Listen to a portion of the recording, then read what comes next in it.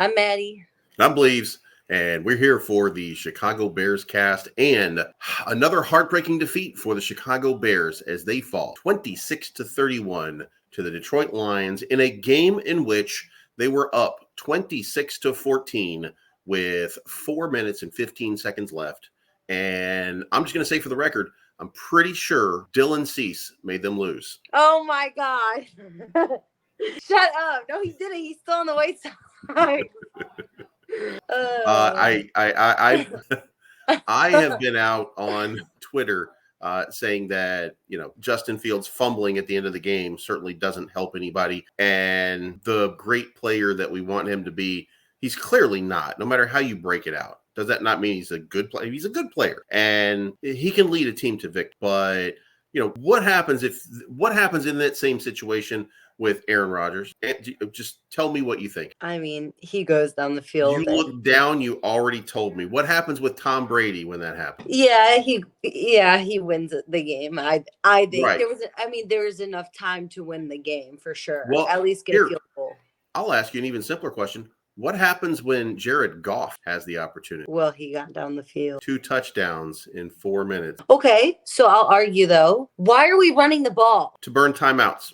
Okay, and that's fine. That's fine. But why not go up with a bigger lead? I don't get the field goal decision. I don't understand that. I don't either. As a matter of fact, were it me, I would have predictably run the ball on first down to force them to use a timeout. Because at 4 minutes and whatever it was at that time, what I need time, or I think it was 250. With 256, I need time to come off the clock. And so I'm going to run it the first time, and I'm going to make them call the timeout. And then on the second one, I would have done a play action, and I would have gone because that would have given me 2 chances down the field to get the first down. And at this point, I really just need a first down. Exactly. So I don't get it. Why you're looking to burn the timeouts at that point is the simple answer is because you're playing conservative ball and you don't think that they're going to score 2 touchdowns. Here's the thing. Everybody who's on Twitter or X, whatever you call it right now, in my opinion, everybody who's on there right now blaming the coaches. That's me. Is an asshole. And that means How? Because what you're telling me is you have no faith and no trust in that defense. No, that's not. That's exactly what it's saying. My thing is I don't think the coaching staff has any faith in Justin Fields. Okay. Hold on, but Justin Fields to do what? He's up by 12 points. Okay, but why is 12 enough? Well, I'm not saying that 12 is enough. What I'm saying is 12 is 2 scores. 12 should be enough for a defense that you think is good to not give up 2 touchdowns in 4 minutes. The logic here is trust your defense. And the fact is, everybody who's saying that this is not Justin Fields, this is not Justin Fields' fault, this is the coaching staff's fault. The coaching staff trusted the defense to not give up 2 touchdowns. That's what happened. There's a lot of people that are out here saying, what you're trying to do. And here's the thing. This is weird, right? Because what everybody is out here doing right now, and I'm not in disagreement with them in entirety. Even Olin Kreutz said 2 things. He said, number one, this is where stars are made. This is when he was talking about Justin Fields getting the chance to win the game, right? And what did he do? Fumbled the ball the moment he got that chance. Not a good look. But Olin Kreutz also said later on, why would you run 2 predictable run plays? That was bad play calling. And that's fair. But I would say you wanted at least, let's just say that you wanted at least one of those touchdowns or timeouts to be burned because you were going to need to burn more clock and you're going to need to get a first down for that. So you should have burned at least one. But now what you're doing is saying that one play right there, the difference between taking a shot downfield to get that first down or running the ball one more time on an offense, by the way, that has, and let me pull it up on the screen so that we're not so that we're not guessing. But this is a team that ran for, 200 yards in a game. That the team that ran 200 yards in a game couldn't get 8 yards or 12 yards in 3 runs. That's what we're saying. That's a lot of people are out here. And again, a lot of people are very fiery about what's going on. But I mean, are we not stepping back and looking at the big picture? With the big picture being, we have 200 yards of rushing offense. We clearly can run the ball.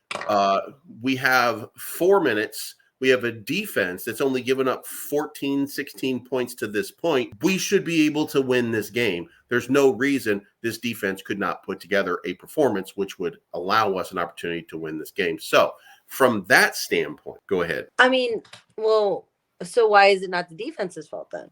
I would agree with that. I mean, I think it's actually an unfortunate situation when it comes to the defense in a way, if we're going to look at it that way, because they actually played very well the entire game until the last 4 minutes. I mean, what is Eddie Jackson doing? Like, what la la land is he in? I just don't get it. And he said, okay, yeah, we can say, oh, he saved the one touchdown. But like, the game was over. The game was over.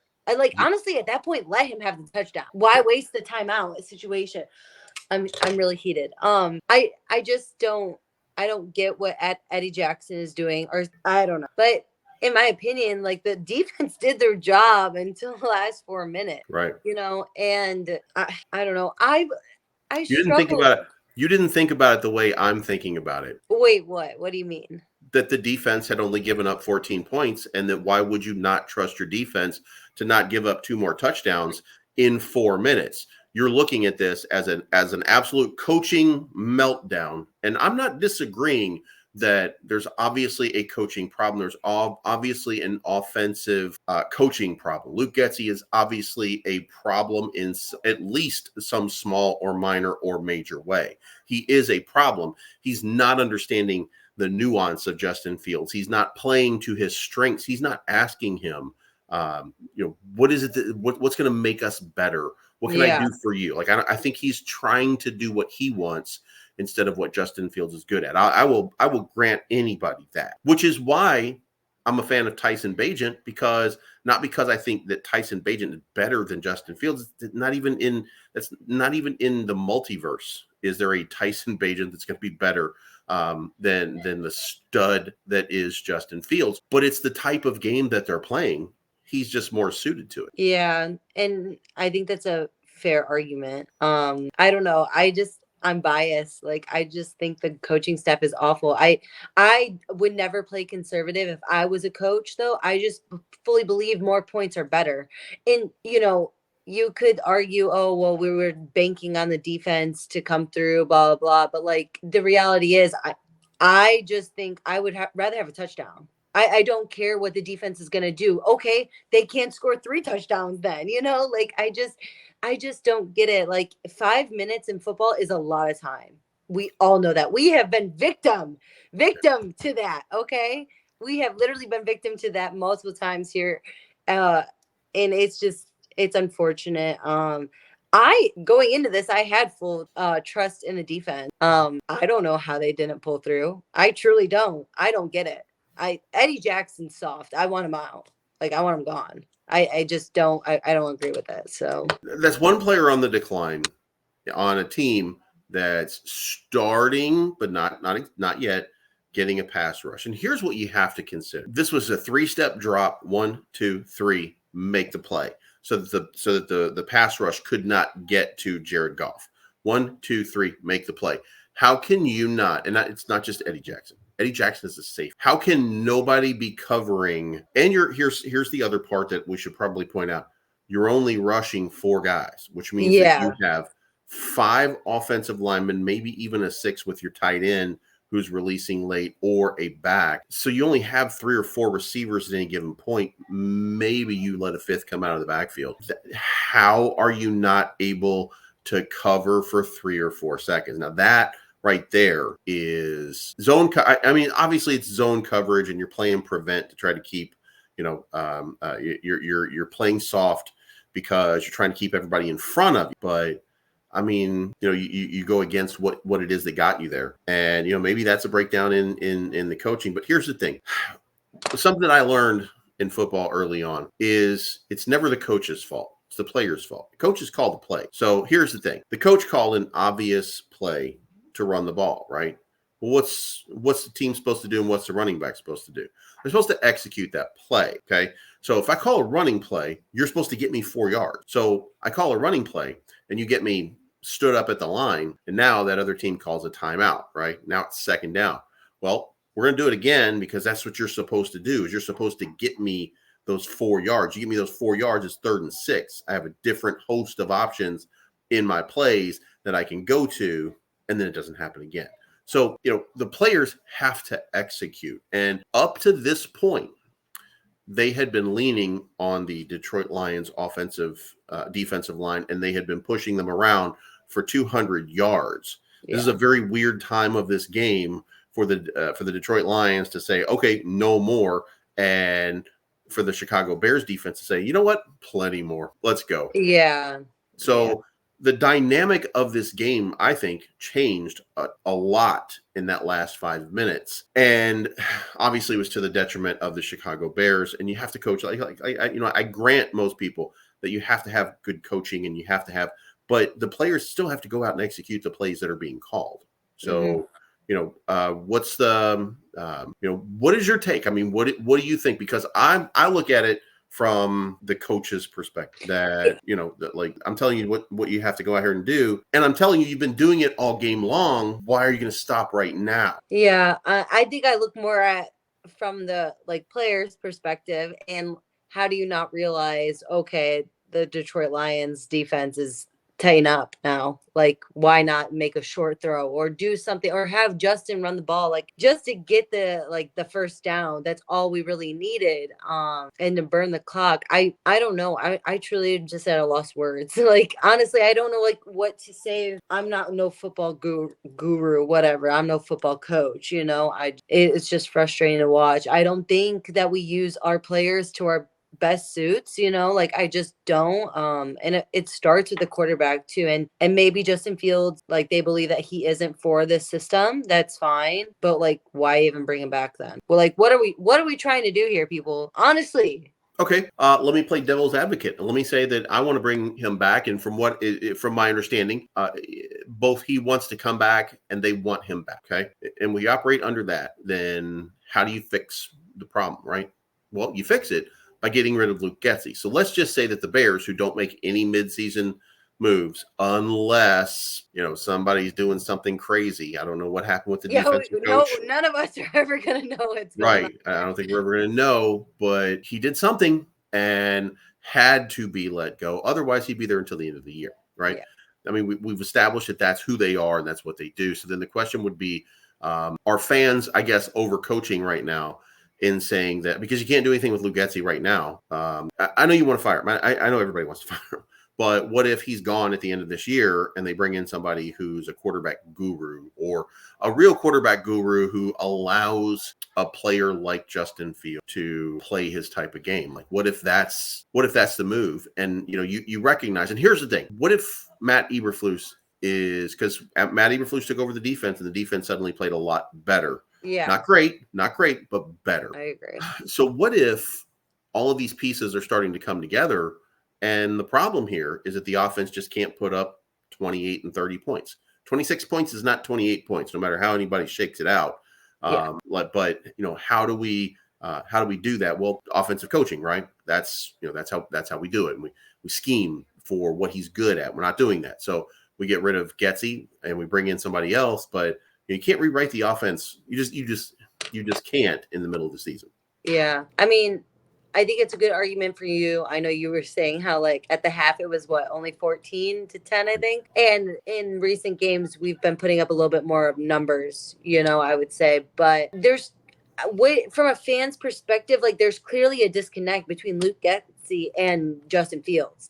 They're not playing. He's not playing to his strong suit, Mm-hmm. And I thought he ran the ball kind of well today. What did he finish with? Yeah. What did he finish with 18 rushes for, I want to say, 104 yards. So we know that's his game. No football guru. Yeah, 18 carries, 104 yards. And it was great to see him throw some long ball. Honestly, especially coming off an injury, but he's still, and this is his 3rd season. And one of my biggest things with him is he just can't get rid of the ball. And Again, I'm a big Justin Fields fan. I think he's our quarterback, but Luke Getsy isn't the one who can go out there and tell him what to read exactly, or tell him when to get rid of the ball.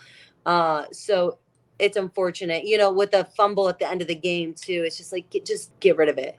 Well, It's sad to see that he, in his third season, he hasn't made that adjustment. And Tyson Bagent isn't an all-star quarterback. He's probably not even a starter in this league, but there were spurts where he did recognize that, and when the game's on the line in your third year NFL quarterback, you kind of let's be honest, Aaron Rodgers was throwing that thing out of bounds.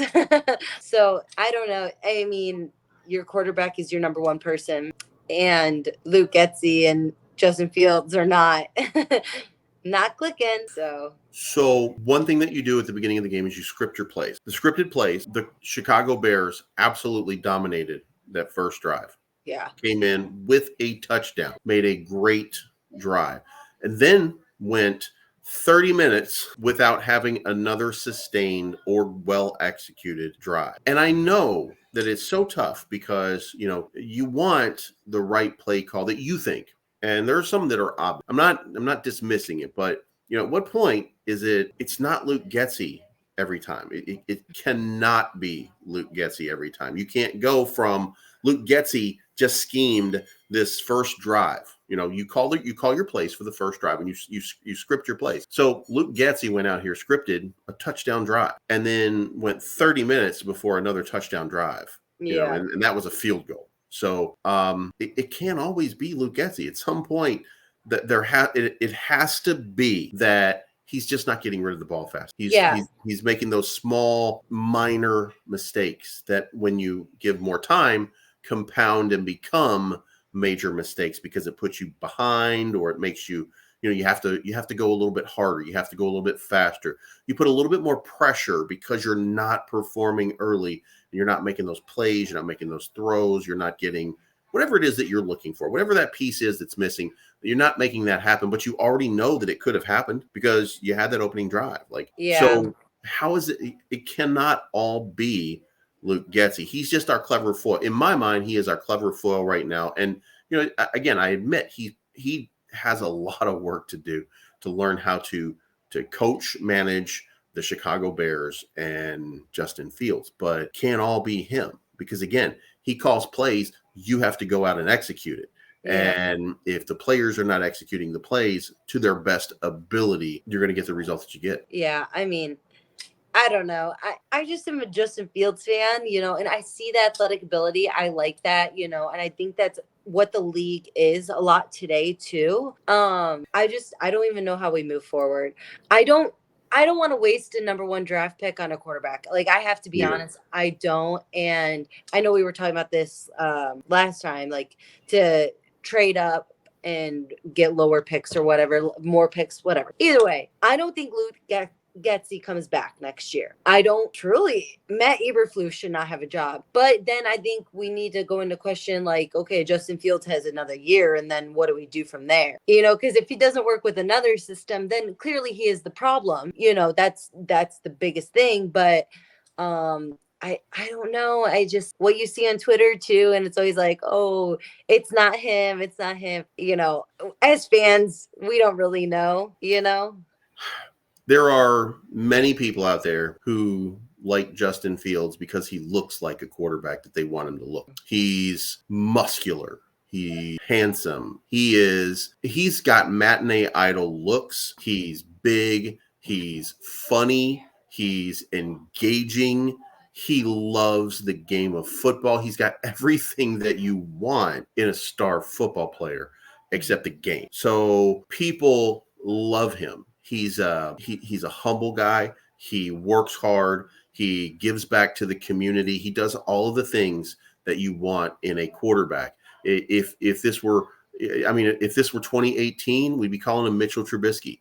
He has everything that you want in a quarterback. It's just not coming together the right way. Okay. Hey, so, you know more football than I do. I just am crazy. So that's the truth. I just see it from like an emotional, crazy aspect. And again, I'm not someone like I think he has flaws for sure. I really do. There are reads I can even see, and I'm like, what the fuck? Oh, sorry. But I don't know. I am frustrated because it's not like Luke Getzey was great with Tyson Bagent either. He really wasn't. But, we were putting up a little bit better numbers. And the system for sure seemed to work a little bit better under Tyson Bagent, who didn't run nearly as much. But I don't know. I don't know how we move forward. I'd love to clean house. I would. I think Poles has put together a good roster. Mm-hmm. And maybe I'm crazy for that even, but I have to be honest. I think Ryan Poles has put a great roster together, and we're starting to get healthy, especially the defense. It sucks. You're getting hit all the time throughout the game. You're holding them down like you were not giving up a lot. And then the last 4 minutes, you all crumble. Like it's right there for the defense. It really is. Yep. It's just, well, when your offense, we saw this with Mitch Trubisky. When your offense literally can't score a fucking touchdown, I just, there's only so much you can do. So, well, so we got to score the offense. What would you give let's do this. Let's score the offense, and then let's score the defense, and then let's get a wrap up on what we think here. So, give me a grade on the offense. I might get hate for this. I don't even know. Honestly, I would grade it overall like C- or D, because when you need points, and that grade includes the offensive coordinator though. Okay, I have to clarify that because when the game is on the line and you need big moments and big scores, we're not getting that. In 26, what we score 26, I think it's still not enough. And also like the last minute wasn't good. The last 5 minutes for us weren't good. That's why I would grade it a D- because like, okay, for an example, if I'm doing a test, the last 5 problems of the test matter. So, and it goes towards your overall score. I don't know. It's just C-, D+ for the off. What about you? I'm gonna go with C, and I'm gonna say 200 yards rushing is not nothing, and 170 yards passing is not nothing. So the problems extend when you get into the red zone, when you get down to the nitty quote and the gritty of what it is. I was with a group of 5 guys. We were having an early Thanksgiving, and what I heard them all saying to a man over and over again was, Jesus Christ, would you stop holding the ball? Throw the goddamn ball. Throw the ball. Would you please stop? Like, oh, Jesus Christ, here we go again. Over and over and over again. Now, that's not to say Tyson Bagent was getting the ball out a little bit faster sometimes. Not always, because you're looking for plays to develop, and you're trying to develop these plays, and you're trying to get more time down the field. So, Justin Fields has got to make quicker reads. I know a couple of plays where I looked at it and I had already I had text ready to go to you. Like, what is that shit right there? Yeah. Over and over again. Like I kept I'm like, you know what? I'm not gonna harass her. But she's already pissed off enough because Dylan Cease is going to find a better place to play. My God. But that would be my breaking point. Okay. But he's got to stop making his own errors. Yeah. Because I when agree. he makes his errors, he makes everything else tougher. So here's the thing. When he drops back and he doesn't make that throw, and he either gets sacked or he gets pulled out and he turns it into a 2nd 10, 2nd and 11, he doesn't get the run. He doesn't get the move that he wants. He either gets sacked or something happens, right? Now he's put you behind the sticks and you're working from a long 2nd or 3rd down that you shouldn't have to do. And he does that too much. He doesn't give the offense a chance to succeed. And then he does the same thing too many times, like on a 2nd and long or a 3rd down, because he's trying to wait for a play to develop. And he should know that first of all, he should know that he doesn't have any time. And secondly, there should be an outlet for him. And here's the thing. If you go back and look at Chase Daniels, and I'll challenge you to do this sometime this week, go look at Chase Daniel, who will do a breakdown of the Chicago Bears and Justin Fields. And when you see there are guys open that Justin Fields is just not finding, then you will get frustrated with what Justin Fields is actually doing, because you're not seeing it on the side display because when Yeah. we watch football, we're watching it from the side. We're not watching it from behind the quarterback. We don't see the plays develop. Chase Daniels watches it from those angles to see the play develop, and he's missing too many opportunities. He's not throwing people open. He's throwing when people are open, and that's bad. Okay. And he's I'll not watch. fixing. He's not fixing that. He's not anticipating right. So he's going to get a C from me on that. What about the defense? I wanted to give them a really good grade, especially because I love turnovers. I live for that.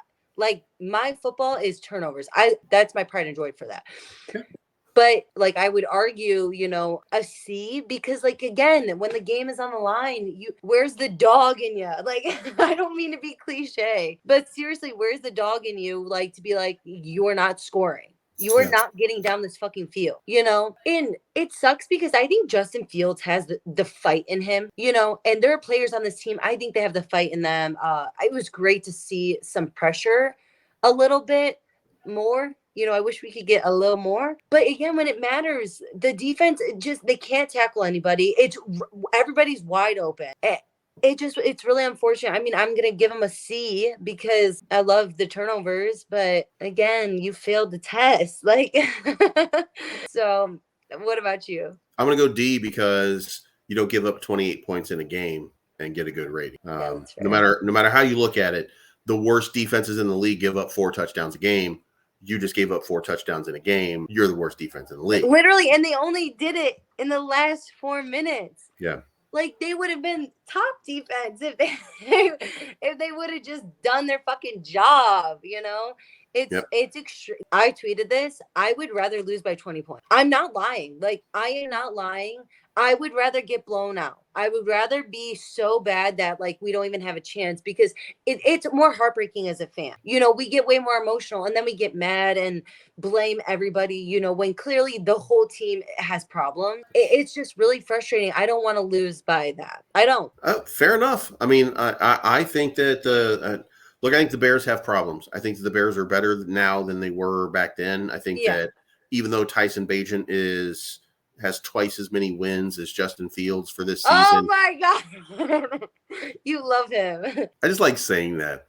I think that even though that we have to recognize that those 2 wins came more recently. So this team is improving as we continue through this season, and there's reasons to be excited.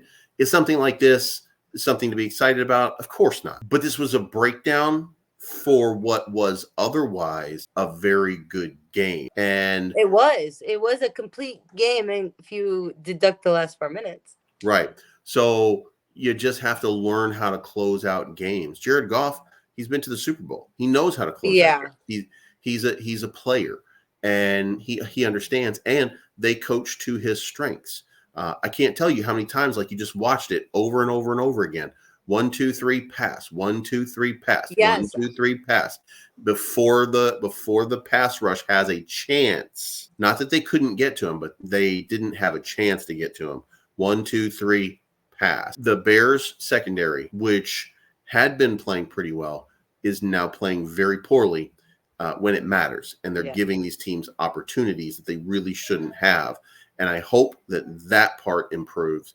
And then I think then I think we'll be better. I think that this will be a better team with a lot better of a result if we can just overcome some of the no-brainer stuff. I mean, that's what it comes down to. But now we got Monday night against the Minnesota Vikings. I believe it's in Minnesota too. Yeah, it is. Can the Bears? It's not even a shock to beat Minnesota, but can the Bears put in a complete game and take down Minnesota? What do you think? Even though I'm really mad, I just think we're this close. And the Lions are a better team than Minnesota. I think we'll come up with the upset. Hey, we seem to play better on days that aren't Sundays. So I think the Bears will upset Minnesota in Minnesota. Hopefully. What about you? I'm hoping for a victory as well. Like I don't see. Here's the thing. In this NFC North, no team is better than Chicago. They just have better records than Chicago. So I think that on any given day, the Bears can steal away a win or two. And I think that if I'm Matt Eberflus, even if I'm Luke Getsy, one of the things that I'm telling this team right now is, look, this hurt. This was not the optimal result. This was a bad result. This was a breakdown at the end of the game.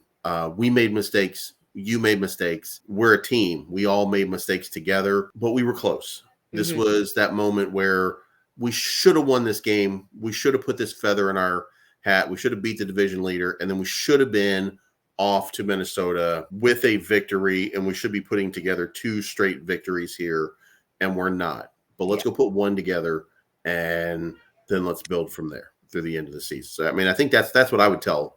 That's what I would tell the team. So I would think that's what they're going to do too. Yeah. I mean, if we're doing score, are we going to do score predictions? Go for it. I think we're going to score only 24 points. You know, I'm not asking too much, but I think the defense is going to hold them to 14. I think it's going to be 24-14. I think the defense is going to come up big and only allow that. So. All right. So here's my question. Did Kirk Cousins die? I don't know. Or is no, doesn't he have Achilles surgery? Yeah, I thought that he was gone, right? Yeah. So now the question is, who's the starting quarterback? Joshua Dobbs. Joshua Dobbs has not been figured out by the league. So I'm going to say, you're thinking big numbers. Well, what I'm thinking is Joshua Dobbs hasn't been – it takes a while to figure out somebody in the way that they're playing. So I think that the Bears are going to come in, and I don't think Joshua Dobbs is that good. I don't think that he's a great player, and I think that this is going to be 31-14. Okay. Bears. Yay. They're going to have a – they're so close every single time. It's execution when it matters, you know, and as they continue to get better and better and better, I think that will happen. Feeney was just horrible. He cost the Bears for, I want to say, at least 5 to 6 minutes. He was so bad because he was not understanding the counts. He wasn't getting it, but then he settled in and was playing a whole lot better. You know, but it took a little bit of time. And that might have been one of the reasons that they were having a little bit of struggle, because you could see the frustration mounting on Justin Fields as he was trying to get the snaps off, and they weren't happening. And so I think that, you know, these little pieces will start to come together and manifest themselves into something that will just continue to improve. And again, this is a better team than what happened today. It's a better team than what's happened for most of this season.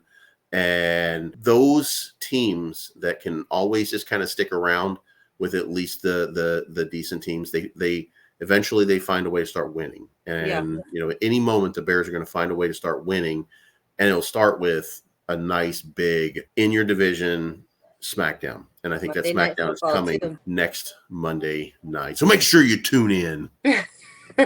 I'll be tuning in. Don't worry. All right. Well, I think that wraps it up. So until next time, I'm Bleeves.